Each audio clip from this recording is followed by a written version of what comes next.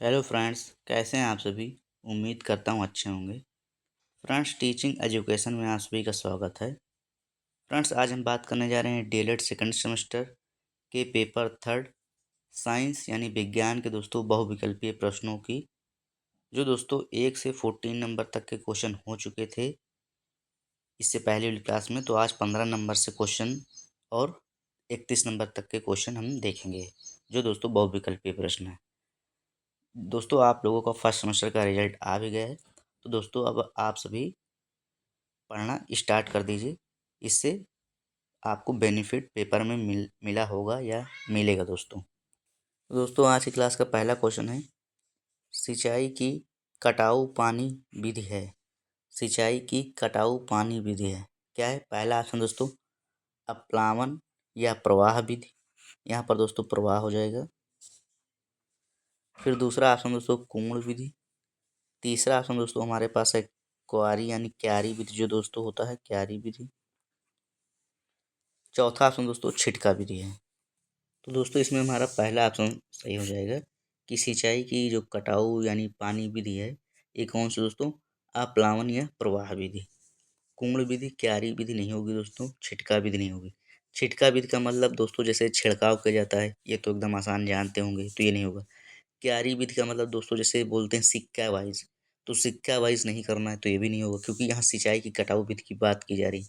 कुम्ण विधि ये भी नहीं होगा, तो अप्लावन या प्रवाह विधि हो जाएगा दोस्तों। फिर 16 नंबर क्वेश्चन दोस्तों हमारे पास है, बल का एसआई मात्रक क्या है? तो दोस्तों यहाँ हमें बल का एसआई मात्रक बताना है। पहला ऑप्शन दोस्तों न्यूटन है, दूसरा ऑप्शन जूल है, तीसरा ऑप्शन अर्ग है और चौथा ऑप्शन मीटर है। तो दोस्तों हम सभी जानते हैं कि बल का जो एसआई मात्रक है वो न्यूटन होता है और जूल दोस्तों कार्य का मात्रक। फिर दोस्तों 17 नंबर क्वेश्चन है कि एमकेएस पद्धति में कार्य का क्या मात्रक है? पहला ऑप्शन दोस्तों न्यूटन है, दूसरा ऑप्शन जूल है, तीसरा ऑप्शन मीटर है, चौथा ऑप्शन न्यूटन प्लस मीटर है। तो दोस्तों न्यूटन प्लस मीटर ये कोई ऐसा मात्रक नहीं होता कि प्लस करके कोई मात्रक हो। तो एमकेएस पद्धति में जो कार्य का मात्रक हो जाएगा जूल हो जाएगा हमारा।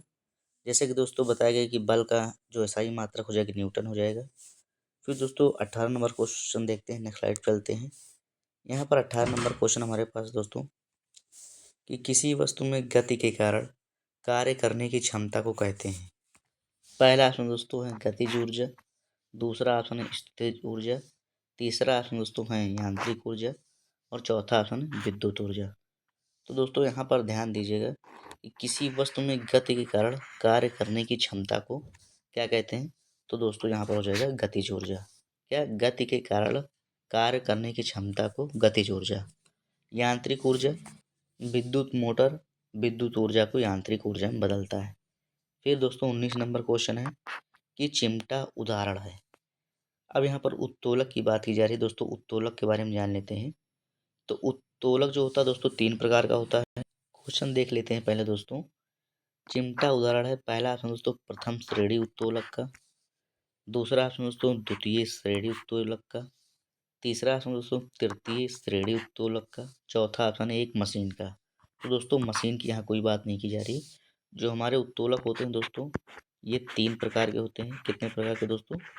3 प्रकार के। कौन कौन से? तो दोस्तों इसको भी देख लेते हैं कौन कौन से। पहला दोस्तों आलम, दूसरा आयास, तीसरा है भार। इसकी ट्रिक क्या है दोस्तों? आभा आया। क्या दोस्तों ट्रिक? आभा आया। आभा का मतलब आलम और भा का मतलब भार और आया का मतलब आयास।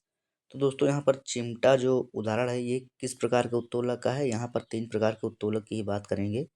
तो इसमें जो 19 नंबर में हमारा ऑप्शन सही हो जाएगा कि भाई ये तृतीय श्रेणी उत्तोलक है। फिर दोस्तों 20 नंबर क्वेश्चन है कि पुनः प्राप्त करने वाली यानी नवीकरणीय ऊर्जा का स्रोत है। पुनः प्राप्त करने वाली नवीकरणीय ऊर्जा का स्रोत है। तो दोस्तों मैं इसकी ट्रिक बता रहा हूँ, आप सभी को हमेशा याद रखिएगा।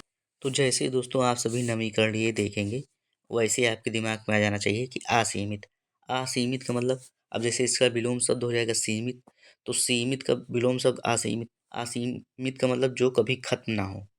तो दोस्तों यहाँ पर पुनः प्राप्त करने वाली नवीकरणीय जो ऊर्जा का स्रोत है, पहला ऑप्शन ज्वार भाटा की ऊर्जा है, दूसरा ऑप्शन प्राकृतिक गैस है, तीसरा ऑप्शन कोयला है, चौथा ऑप्शन पेट्रोलियम है। तो भाई कोयला असीमित है? नहीं, कोयला सीमित है।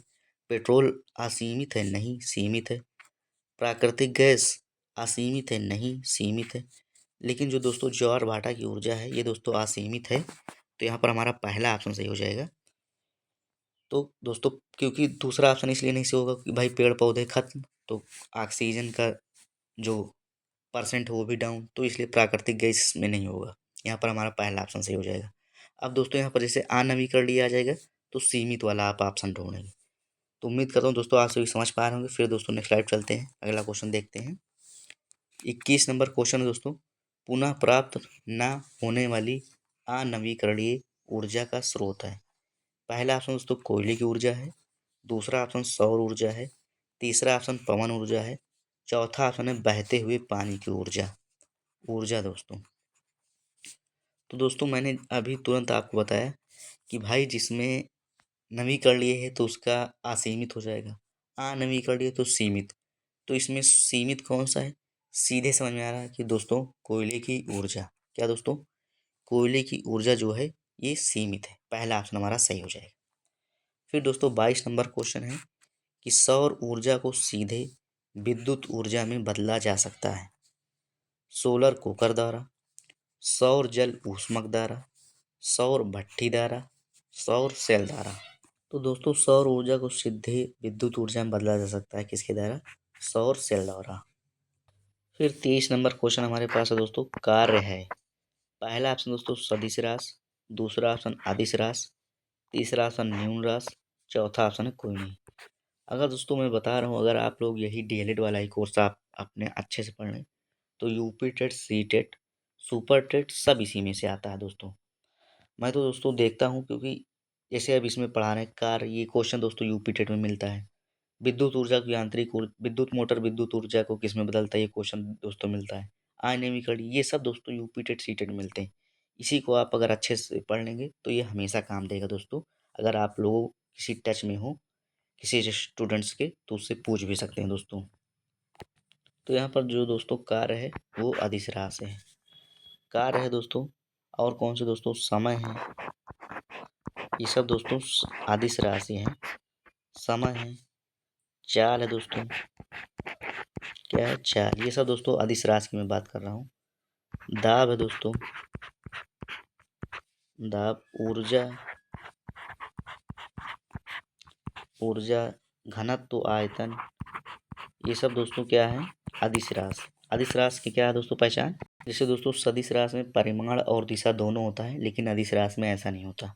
तो कार्य एक अदिश राशि है, समय, चाल, दाब, ऊर्जा, आयतन, ये सब दोस्तों अदिश राशि। फिर दोस्तों नेक्स्ट स्लाइड चलते हैं, अगला क्वेश्चन देखते हैं। अगला क्वेश्चन दोस्तों 24 नंबर है कि ऊर्जा का मात्रक एमकेएस पद्धति में क्या है। पहला ऑप्शन दोस्तों किलोग्राम है, दूसरा ऑप्शन केल्विन है, तीसरा ऑप्शन जूल है। तो दोस्तों ऊर्जा का मात्रक हो जाएगा दोस्तों एमकेएस पद्धति में जूल। केल्विन दोस्तों ताप का मात्रक होता है, किसका? ताप का मात्रक। फिर दोस्तों 25 नंबर क्वेश्चन है, यांत्रिक ऊर्जा कितने प्रकार की होती है। पहला ऑप्शन 3 है, दूसरा ऑप्शन 2 है, तीसरा ऑप्शन 4 है, चौथा ऑप्शन 6 है। तो यहाँ पर दोस्तों यांत्रिक ऊर्जा हमें बताना है कि ये कितने प्रकार की होती हैं। तो दोस्तों यांत्रिक ऊर्जा 2 प्रकार की होती हैं। फिर दोस्तों 26 नंबर क्वेश्चन है। अभी दोस्तों इसकी डिटेल जो पढ़ेंगे हम पूरी, दोस्तों आप लोग परेशान मत होइए कि हम टिक लगाते जा रहे हैं। जो टिक लगाते जा रहे हैं उसे आप क्या तिलोगतुरियम दिया है, तो दोस्तों हम वहीं इसको बिल्कुल एक्सप्लेन करेंगे। बिल्कुल कोई बचेगा नहीं दोस्तों, कोई टॉपिक की यांत्रिक ऊर्जा क्या है, मात्रक क्या है, अदिश सदिश क्या है, सब एकदम क्लियर होगा दोस्तों। तो दोस्तों यहाँ पर 26 नंबर क्वेश्चन है कि ऊर्जा का प्रमुख स्रोत है चिमटी, लालटेन, सूर्य। तो दोस्तों इसमें तो कुछ सोचने समझने की आवश्यकता नहीं है। फिर दोस्तों 27 नंबर क्वेश्चन देखते हैं। 27 नंबर क्वेश्चन हमारे पास है, एक जूल होता है, एक जूल किसके बराबर होता है। पहला ऑप्शन दोस्तों न्यूटन इंटू मीटर यानी न्यूटन मीटर। दूसरा ऑप्शन दोस्तों मैंने बताया दोस्तों प्लस का कोई आप लोगों ने भी मात्रक नहीं देखा होगा भाई, 1 न्यूटन प्लस 1 मीटर, ये क्या है दोस्तों। फिर न्यूटन अपान मीटर, तीसरा ऑप्शन। चौथा ऑप्शन है मीटर सेकेंड। तो दोस्तों एक जूल बराबर होता है न्यूटन इंटू मीटर, क्या? और जूल किसका मात्रक है? कार्य का। ऊर्जा का एमकेएस पद्धति में मात्रक जूल होता है। 28 नंबर क्वेश्चन है दोस्तों, निम्न में से सरल मशीन है। पहला ऑप्शन दोस्तों पहिया है, दूसरा ऑप्शन घिरनी है, तीसरा ऑप्शन पेंच है, चौथा ऑप्शन ये सभी है। तो दोस्तों यहाँ पर सरल मशीन की बात की जाए, जैसे पहिया है एकदम सरल है भाई, इसका काम केवल घूमना होता है। पेंच है इसी तरह घिरनी, तो चौथा ऑप्शन हमारा सही हो जाएगा ये सभी। फिर 29 नंबर क्वेश्चन दोस्तों, सीढ़ी किस प्रकार का उत्तोलक है?